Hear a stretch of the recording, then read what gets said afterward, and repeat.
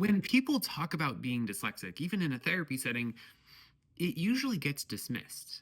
Often that's due to ignorance because people are like, oh, isn't that just like you maybe struggle with reading or you flip letters or something, or maybe you're bad at spelling?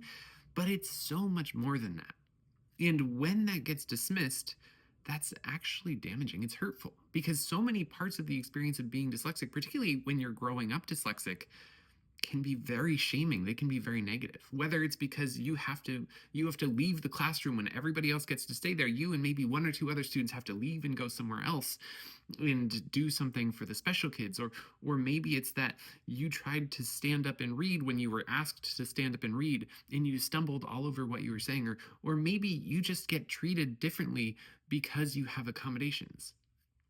All of those things impact the experience of what it's like to grow up being dyslexic. And so when you bring that up and someone's really dismissive of it, it's like, oh, I guess I can't talk about that here. I guess this isn't a space to process those things. But in addition to all of that, being dyslexic also impacts so many other areas of life. It impacts our working memory. It impacts our ability to recall words. It impacts a lot of a lot of parts of how we function as humans.